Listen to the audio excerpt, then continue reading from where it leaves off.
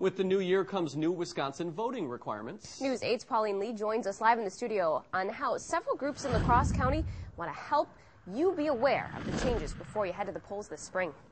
Wisconsin's presidential primary, April 3rd, is going to be the first real election where everyone will need to show a voter ID. Some local groups are starting now to make sure every eligible voter won't be turned away when they go to cast their ballots this upcoming election. Voting is how this country runs, and I think that for individuals, that's how we make our voice be heard. It's almost time to head back to the polls, but this year you'll need to show a valid voter ID to get a ballot. Sounds simple enough, but the League of Women Voters La Crosse director Jane Kleekamp says getting every eligible voter on the same page with the new changes is harder than it sounds. We don't know who doesn't know.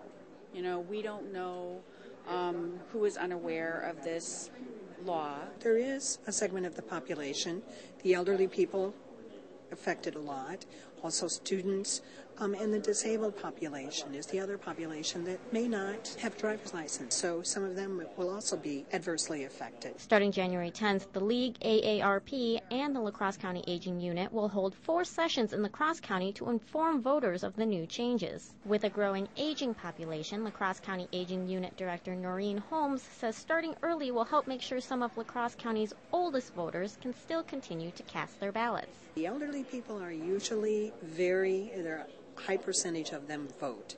They take their civic responsibility serious, and they should. And we, as a society, need to enable them to continue to use that right. But getting a valid ID could also take longer now that Wisconsinites can no longer pick up their IDs the same day they apply for one. And that's only part of the reason why La Crosse County Clerk Jenny Dinkmeyer says now is the time to be prepared. Well, at the DMV, if you apply for it, I believe it's now 10 days and they mail it to you at your house.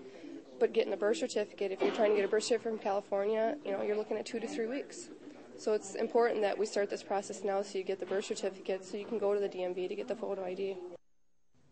The most common valid forms of ID include passport, driver's license, and a state identification card. In the April 3rd election, if people do show up without their IDs, they can still vote with the provisional ballots, but those ballots won't be counted until they show their ID.